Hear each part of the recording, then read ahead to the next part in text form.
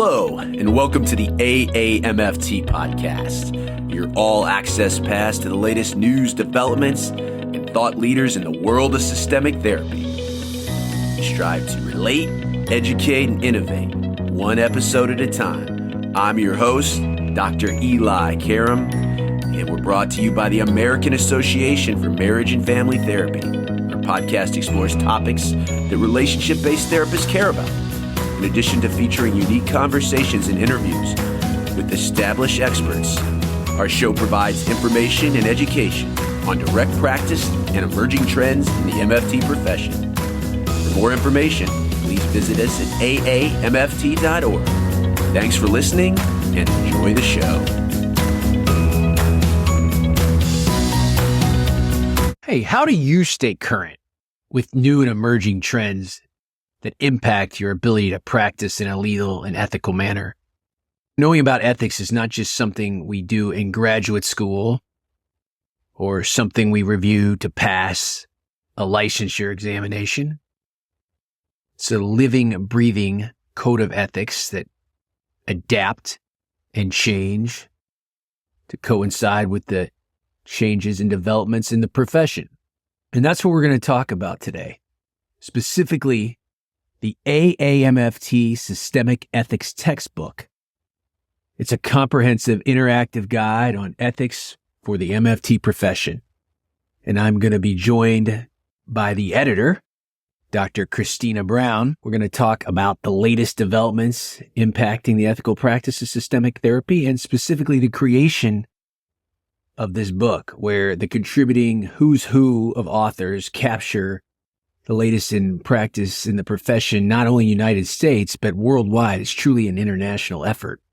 And 6 months into its release, this book is quickly becoming the premier text for the profession, not just when you're in graduate school, but also for seasoned clinicians to better serve the clients that they see in the practice of systemic therapy.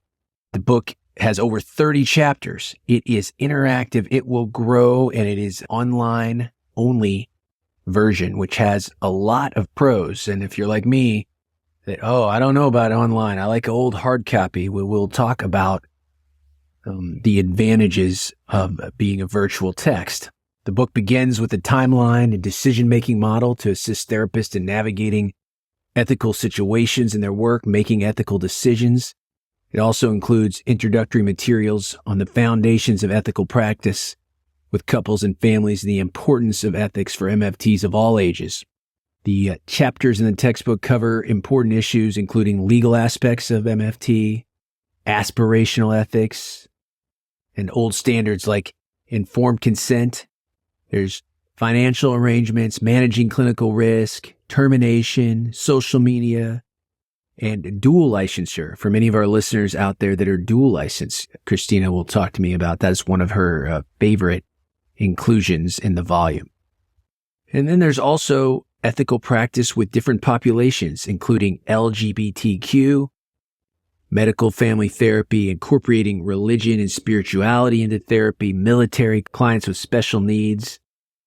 And in the world we live in now, how therapists integrate into their practice things as like anti-discrimination and social policy, operating from a socially, culturally attuned lens in your practice, using technology, interacting with the court system. This book has something for everyone. It was a great dialogue with Kristina. Let me tell you about her. She is a professor in the couple and family therapy program at Adler University in Chicago. She served as the chair since fall 2015. She's held leadership positions across the field in 4 states, California, New York, Missouri, before ending up in Illinois. She's been a previous member of the Election Council on the AAMFT, and she's also the editor-in-chief of the Journal of Feminist Family Therapy. I really enjoyed this conversation with Kristina, and as you'll hear me say in the interview, I really have enjoyed this book and look forward to using it in my ethics class in the MFT program, which I teach at the University of Louisville. We will be back after the interview.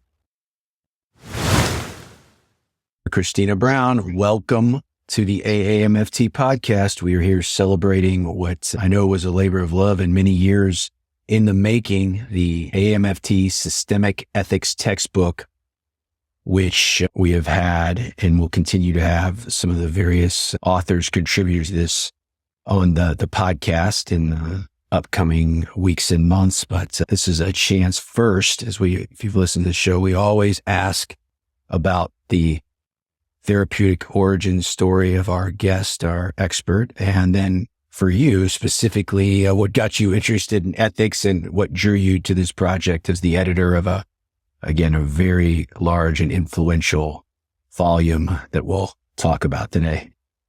Great. So thank you so much for having me. My therapeutic origin story. It's interesting, I graduated from the University of Colorado Boulder with my bachelor's degree in, 94. Yep, 94.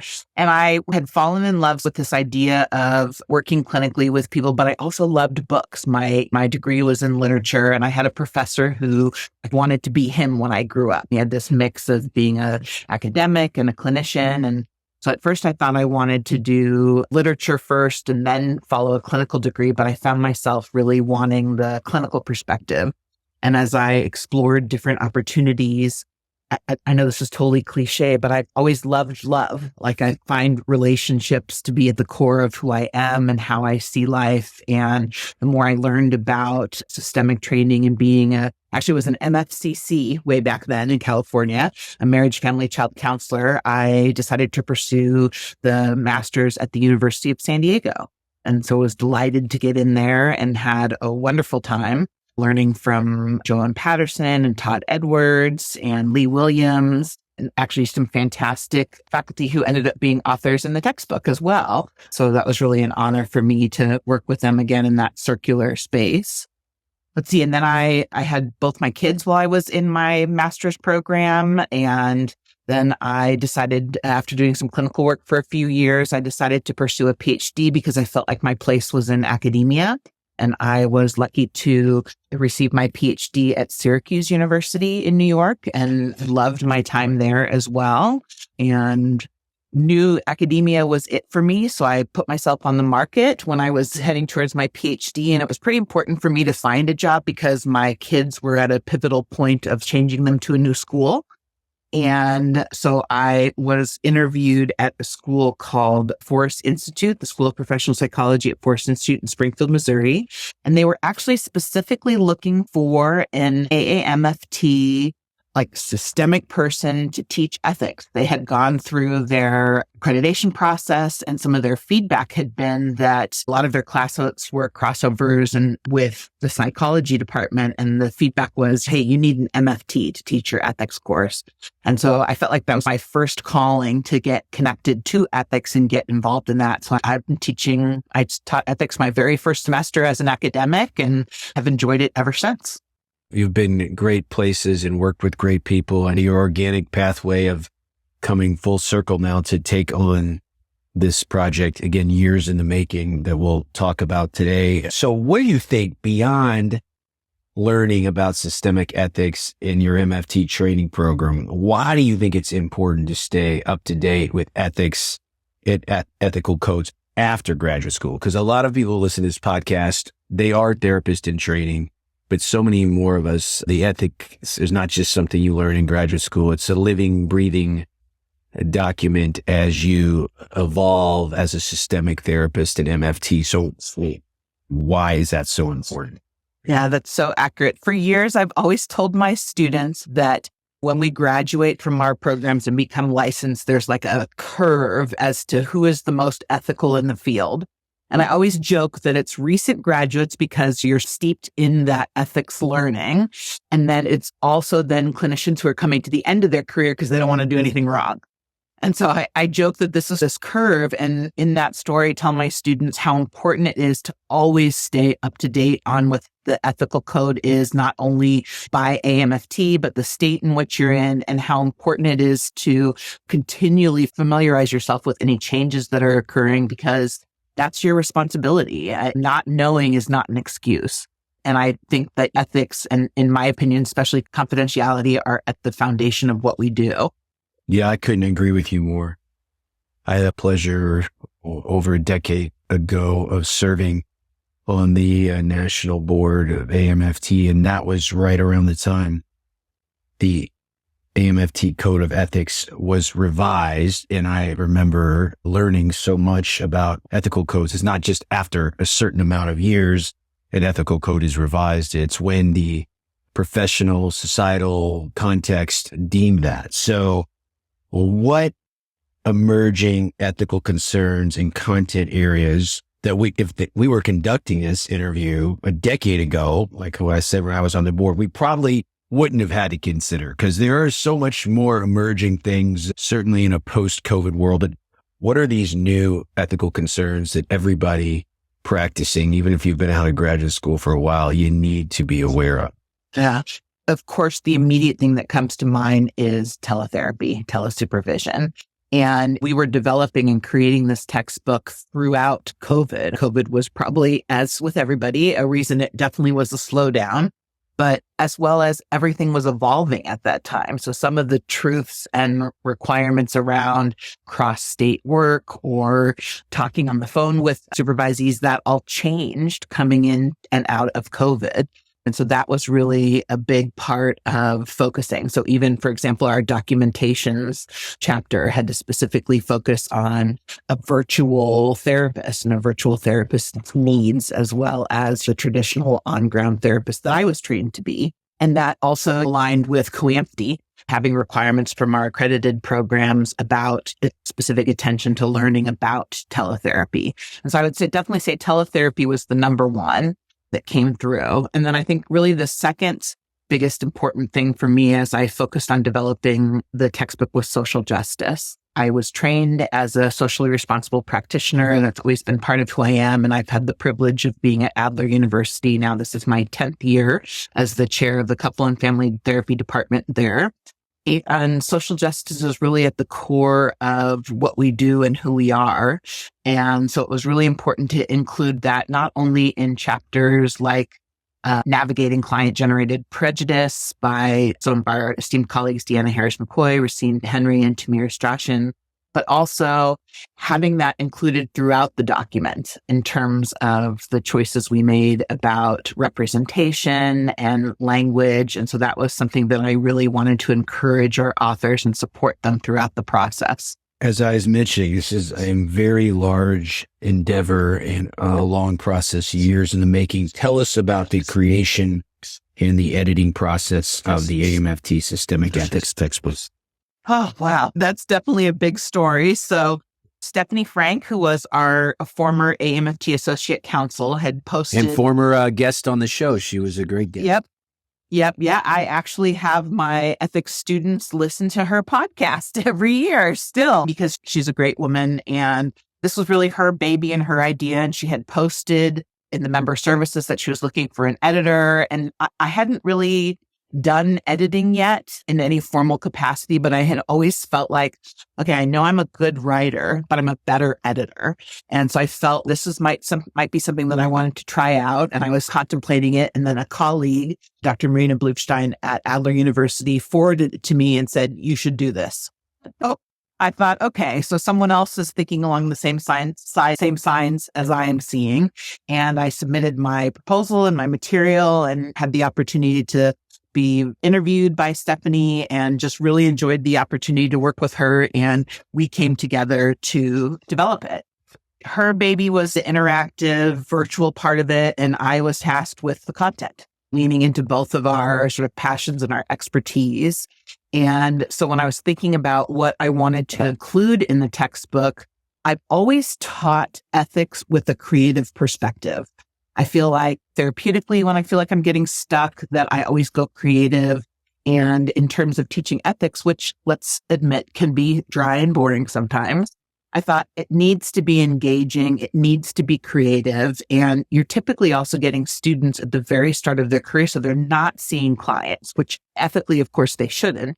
but how do they know how to apply the learning? And so that's really what drew me to that interactive digital perspective, as well as what you said earlier, that it's a living, breathing document. So this is something that's going to need to be edited, and the ease of doing that sort of in the virtual realm was appealing as well.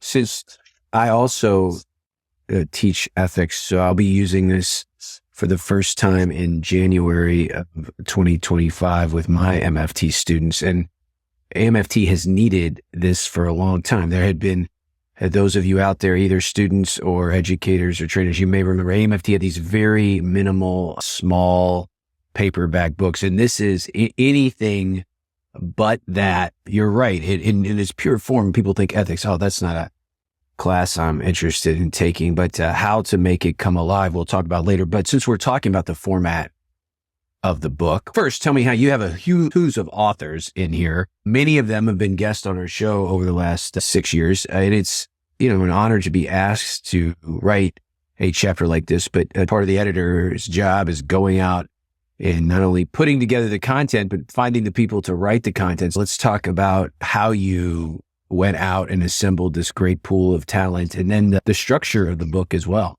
Yeah.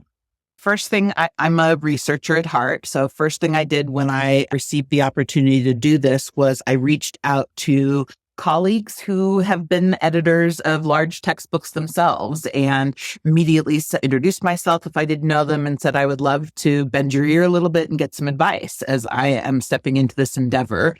And I just had an opportunity, of course, also to talk with some of the greats then. And then at the same time, I was really taking a look at who is already out there writing about ethics. Who are the people who have been part of the ethics committee of AAMFT, the people who are writing articles and doing research on ethics. And that was really where I started. And then I also made a commitment, both with Stephanie and to myself, that the author list would be representative, not only of as many schools and formats of schools, so both virtual and online schools, because of course, when we were first recruiting, this was pre-COVID, but I wanted to make sure that those online programs had a voice and were represented as well. And also, I wanted the authorship to be diverse. Let's face it, a lot of the writings we've had historically in our field are white men.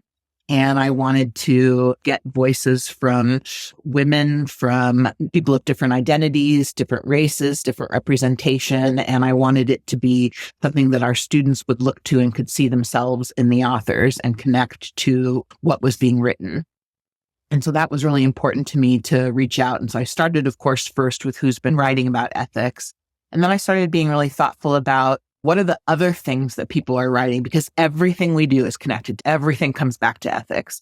And I've noticed that over the years, my students, as they start learning more about ethics, they become more interested in very specific things. So I remember the first time I taught ethics, I think every week after class, I would call the hotline. So I had questions because my students just came up with fascinating curiosities. And so I thought there's so much more to understanding ethics than informed consent and privilege and confidentiality. There's so much more to it. And so I wanted it to really be an expansive representation of what people were actually doing in the field. Yeah, I love it. Let's talk about the different content areas in the book, and then how just the book in e format only, which again, I think is maybe for some of our more traditional or older listeners they still like a hard copy of a book, but I think this e-version that you talk about that Stephanie was passionate about has a lot of benefits too. So talk about the format and the actual different content areas that will be covered. Yeah. So I will definitely admit to having to come and reconcile the idea of doing a virtual textbook. I'm one of those old school professors who, like, when I get my desk copy, I want the actual copy so I can flag the pages, write all over it. I've been known to even tell different publishers that if they don't send me the hard copy, I won't use their book because, of course, now they all want to send virtual copies. So I really had to wrap my head around being in the place of promoting and supporting a virtual textbook. You're not alone. I feel the same way. Yeah. And I felt the way I did that was to talk to my current students, not only to talk to them, but also watch them in classes. They are accessing everything online. They've got it on their laptops, on their tablets, on their phones. I've had to say, okay, they're not texting on their phone or shopping on Amazon. They're actually looking at the textbook because they've got it on their screen. And so that was a big part of connecting it to it, that as a sort of old school MFT, I needed to get in touch with the way that people were working and operating now. And so it's been a really great learning process for me in terms of that. Even just the interactiveness, not just like some of the videos we were able to include, but the fact that I can click on things and go back and forth. And so that's really been eye-opening really for me and learning a lot.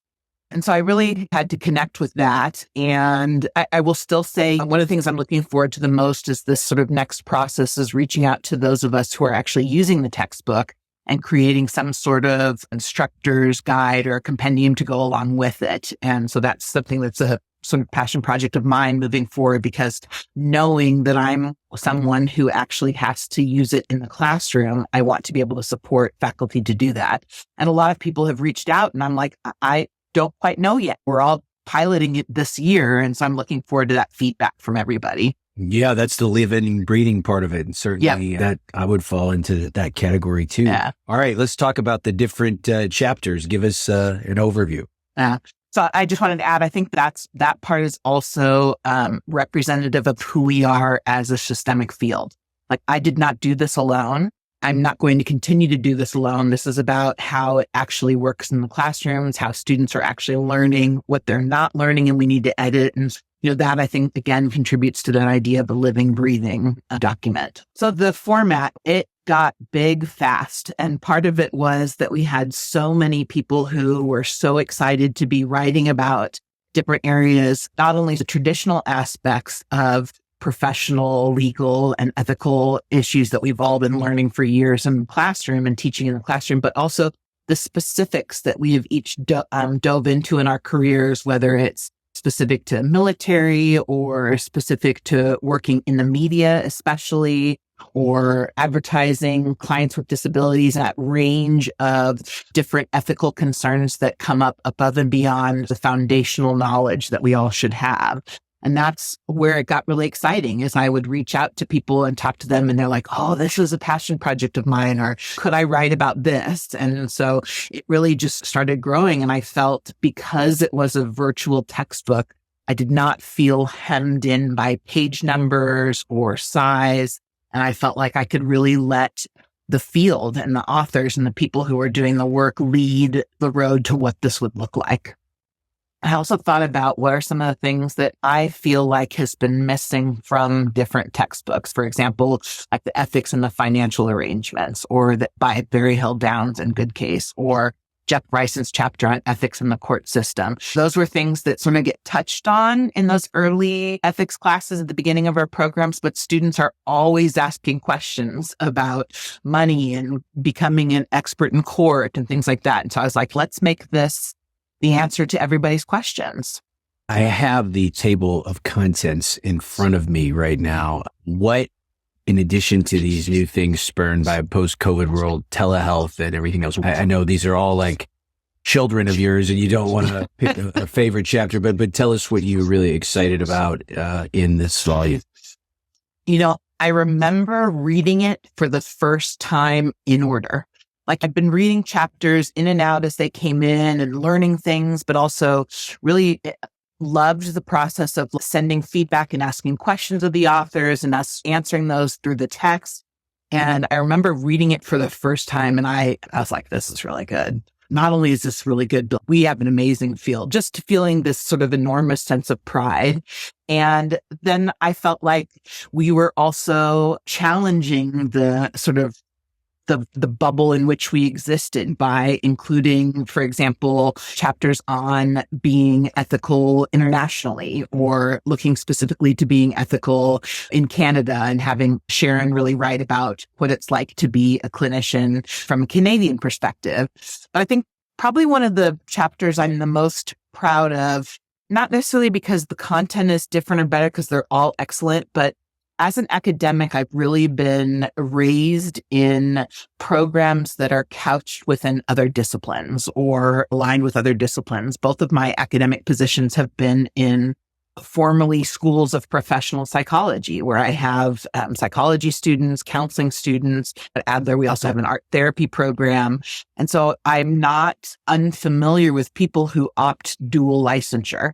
And so that was like one of the first chapters. I was like, we need to have this voice here. And so actually, Ruth and Stephen Ulmer are two of my former students who did the MFT Masters en route to this ID at Forest Institute. So I definitely reached out to them, and I've had then also the privilege of getting to know Linda Oxford and Mike Bishop, and really wanted to hear their perspectives about how they bring together their professional and systemic identities with the other disciplines that they're part of, because I know that's something that a lot of clinicians struggle with in terms of deciding which, or struggle with how do I marry both of these together. And so that I thought was pretty trailblazing.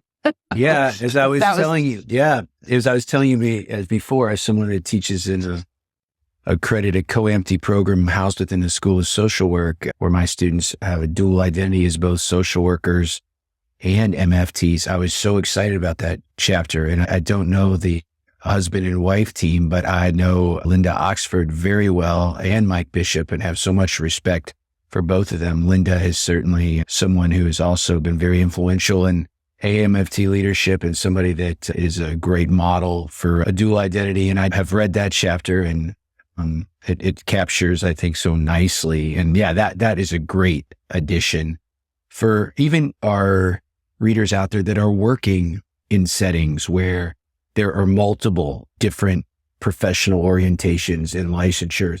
Not only is this kind of momentous undertaking, I always think ethics for MFTs, because of the relational nature. I mean, it by far, I know I am preaching to the choir with our audience, but doing couple and family work is so interesting, but it's also more complicated because of the many things going on in the room. So if the work is more complicated, so are the ethics. So it almost needs to be in a volume. I would always think that these previous versions that AAMFT had come up with, again, I just go back to having a visual of the size, almost like a little mini book. And that could not speak to the depth and breadth that is included in this volume. So what of all the stuff in all your years of experience, you and I have been in the field about the same amount of time, what did you actually learn after editing the book that has informed both your practice and your teaching?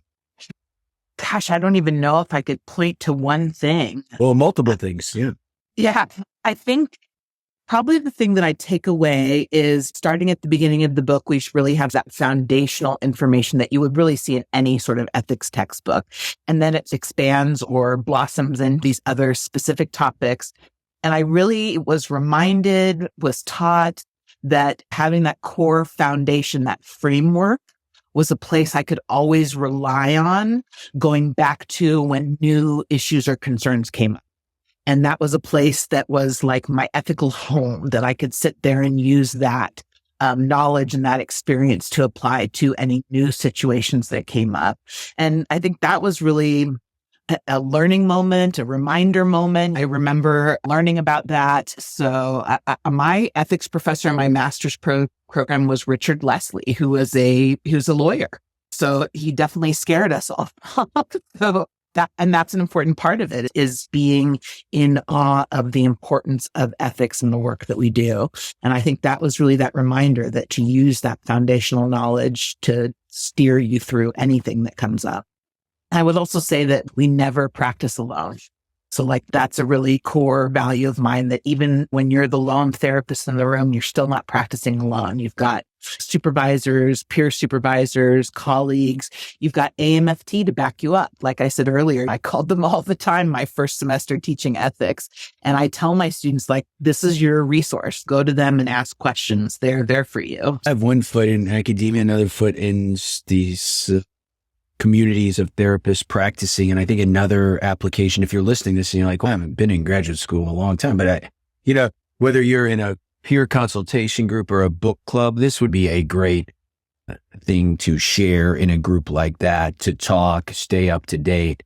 You had mentioned earlier too about teaching ethics. And I'm curious, obviously those of us who listen to the podcast that are supervisors or educators, now you have a up-to-date volume of which to refer to. But one of the ways I would always teach this is just go to what the students are interested in their actual cases and then unfold the ethics from there. But you've been doing this a long time. I'm wondering, you can share with our listeners some of your tools or tricks or what you have found after getting feedback from your students to be especially impactful as far as facilitating a dialogue or teaching ethics in a creative way.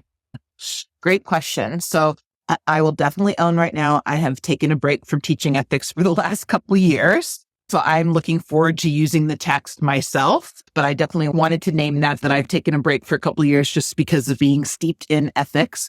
But I will say that the legacy of the courses I've created has always been, again, that creative piece. And there are 3 assignments I've always loved in my ethics class. And I think they've held true for the 20 plus years that I've been teaching ethics. And the first is a creative application. And so I task my students to bring in a 15, 20-minute clip from popular media, from movies. And of course, that's abundantly available now, and present us with a client or a case or a situation, and then apply the topics that are learning there today. So the students are required to bring in like 3 or 4 discussion questions based on the readings. And we're then applying that learning to real, quote unquote, sort of real cases, because we've got those clips that we're watching together as a shared group. And so that's always been fun, not only for that, but also I've learned about some really great movies and great shows along the years, because I don't know them all. And so students have definitely introduced me to some great things. And then my second favorite, this is actually a midterm that I do, is there's a movie called Mumford. And it's basically like the most unethical therapist that you could see. I should probably get more specific information on the movie, but my students are required to watch that and then write a letter of complaint to AAMFT using AAMFT's format and sending in a complaint, basing it on the actual ethical code and what the concerns are. And so again, that application piece is so important to me. And then I've always believed, I said earlier, I have that background in literature, so I love reading. I've always loved reading. And I have my students read a book called it's a novel, Privileged Information by Stephen White. And it's a murder mystery from a perspective of a therapist. He's not an MFT. Those can sometimes be more difficult to find because we are dominated often by other fields like counseling and that kind of thing. But anyways, I have them read the book, and we do, depending on the cohort, depending on the years, different creative activities around that book. And so again, those are that opportunities to get people excited about ethics and bringing them in through sort of these other avenues of creativity that I think speaks to them in different ways. So those are 3 of my favorite ways to teach ethics. Oh yeah, those are triumvirate of great ideas, and I love them all. I was thinking, as you were saying that, talking about kind of pop culture and their portrayal of psychotherapists in general, especially systemic therapists or couple and family therapists. My students and I were talking about Ted Lasso, which captured the pop culture in many ways. And it in some ways, the most genuine portrayal between Ted and his therapist, beautiful around a therapeutic alliance. And then my students said they were crushed in the 2nd or 3rd season, where they find out Ted's now ex-wife has started dating the former couple's therapist. So it was such a beautiful portrayal. And then the whole series jumped the shark for me after I saw that, because how could they get it so right in one area and mess it up so bad in others? So I think we picked that up too, where not only where there's ethical breaches. And I think Hollywood likes to emphasize those more than the ethical good we do. And so I think I just leaned in to take an opportunity to learn from that. What are they doing wrong? What could you have done different in the same situation? And how would you handle it if you were the clinician, or if you found out about a colleague engaging in something like this? Beautiful. Yeah, you're reading my mind. That's exactly how I would handle it. This has been really great to talk to you. Oh, I had one other thought, and I have never done this, but I am going to put it into the syllabus this year. For the last 8 years, AAMFT has had the student ethics competition. Yes. Have you ever used that in your training? we've had students who've applied, and actually years ago, I had some of my Ph.D. students, I think, place. I can't remember what the place was. It's been years. But the moment you said that, I was like, that's a brilliant idea. Yes. So I'm going to steal that. And I think it's a great neither idea. neither one of us have done it. So that will, next time you teach it, it's going to encourage me to do it. And now, as we're doing this, I'm just looking on the website. They do it in the spring of every year, and it's done in team format. So perhaps with your supervision group, perhaps with members of your graduate cohort. And now they open it, because this show is more about therapist in training, they open it up to clinical fellows. So if you're postgraduate AAA, so one of these, as I was mentioning earlier, peer consultation groups, or a group of your friends to stay involved. So I think it's a great program that even I, very versed at AAMFT as you are, have not participated in yet, but this conversation is going to spur me on to do that. And people will always, either kind of students, practitioners, or certainly educators, will probably want to continue the dialogue. And like you gave this great idea of not fully fleshed out yet, this living, breathing document that is the MFT Systemic Therapy Ethics Textbook. If people want to continue the dialogue with you, Kristina, tell them the best way to do that.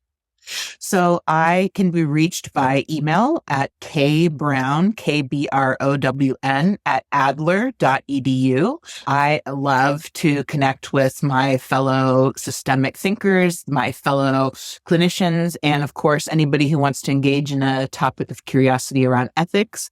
And I'm also looking forward to working with people to develop a teaching compendium. I think, Eli, I'm going to have you write the one on the ethics competition and share that great idea with everyone. But yeah, please always reach out, connect with me. I love having relationships with everybody in our field. Eli, back with you, bringing to a close another informative installment of the AAMFT podcast, reflecting on that conversation with Kristina. Some final thoughts. I think the best therapists pursue continuing education on multiple domains they're interested in, and especially ethics. And doing so helps you keep abreast of the evolving standards of care in our profession, increases your value of your professional services, keeps your career fresh, interesting, and satisfying, and again, allows you to practice in an ethical and legal way. And remember, many of you listening to this are members in the AAMFT, but membership has its privileges. And I've always talked about on the show, one of the components of an AAMFT membership that I always value. I liken it to AAA. I always pay for my AAA. And sometimes I'm like, is this really worth it? But when I need it, it is extremely valuable. So I'm talking about the AAMFT legal and ethical consultation. All members of AAMFT are eligible to receive ethical advisory opinions, and clinical fellows, professional members are also able to receive legal consultations.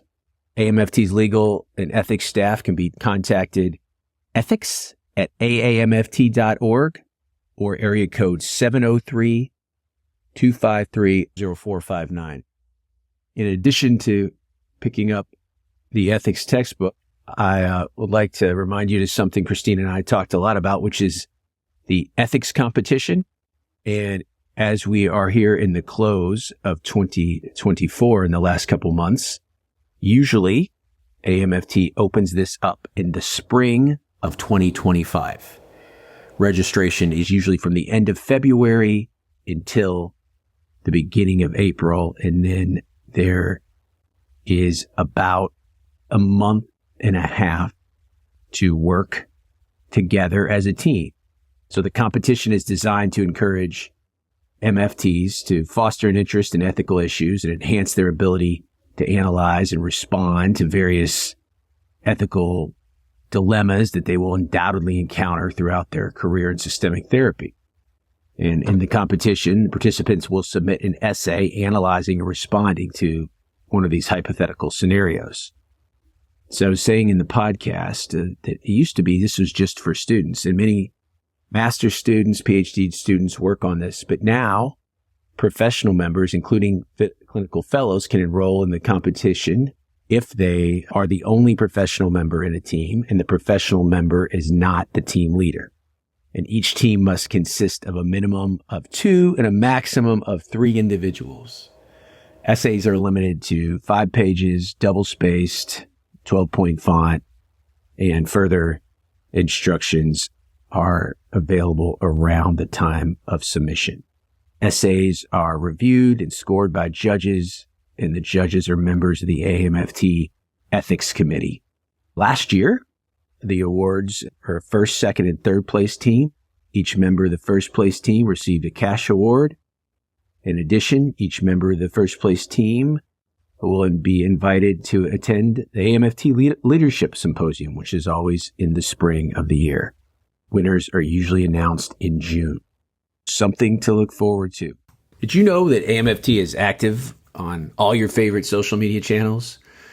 Be sure to follow us, the AAMFT, on Instagram, X, Facebook, and LinkedIn. And you want to stay up to date with everything going on in the world of AAMFT, you can always find the back installments of the podcast anywhere you find your favorite podcast. I am partial to Apple Podcast and Spotify, but it's on Google Play, Stitcher.